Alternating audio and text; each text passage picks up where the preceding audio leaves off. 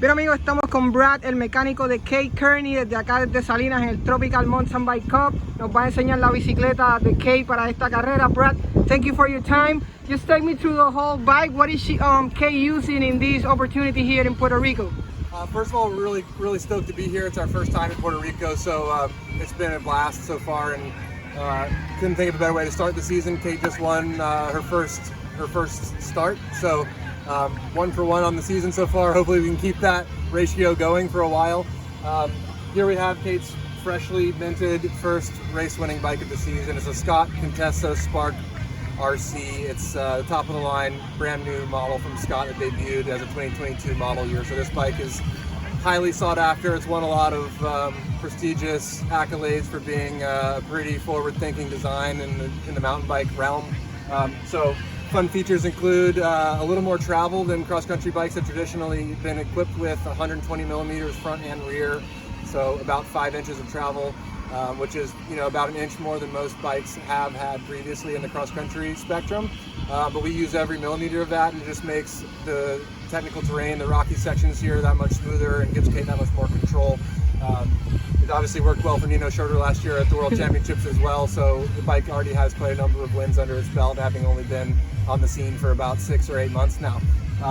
So our team is supported by SRAM. Obviously we're Scott SRAM MTB Racing, so the whole bike is equipped with a SRAM XX1 Eagle, and in the derailleur and shifters case and the seat post, the Axis wireless electronic technology. It's flawless. It doesn't matter if it's muddy, if it's cold, if it's hot, if it's wet, it works perfectly. And it did so today for Kate. We're Quark power meter, RockShox SID ultimate fork with 120 mils, as I said. Like all Scotts previously, it has the twin lock for the suspension, which offers an open suspension mode, a full lockout, and then an in-between mode with kind of elevated damping characteristics, so it's a firm but still somewhat active suspension. So on this infield here where the grass is, for example, it's still a little bit bumpy and rough. It's the perfect middle setting for having a little bit of compliance in the bike but still being super efficient when pedaling. What is she using in terms of gearing for a course like this? Kate always likes the 1050 cassette. SRAM offers a 1050 range or a 1052. This is a little tighter ratio, which makes the steps between gears a little bit more consistent, and she likes how that feels.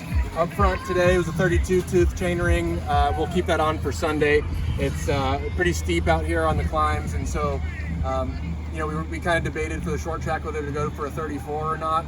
We stayed with the 32 just to keep her in her kind of comfortable straight chain line in the meat of the cassette, to make sure that everything's shifting and perfectly functioning, especially on the power that you're putting down in a short track race. Right. So 32 tooth up front, 1050 in the back. In terms of tire pressure, is that something you can discuss for a course like this? Yeah, I don't mind telling you. We operate within a range, but today we're at 15 in the front, PSI of course 16 in the back. That's a little bit over. It's like 1.1 bar to 1.2 bar if you're operating on that scale. 15 to 16 PSI, and we might bump that up or down 1 or 2 PSI depending on the course and the conditions, but that was the pressure for today. We're running 60 PSI in the fork and 100 PSI in the rear shock too. Right. We have a token in the fork to give a little bit more of a ramped up kind of spring rate sensation for her.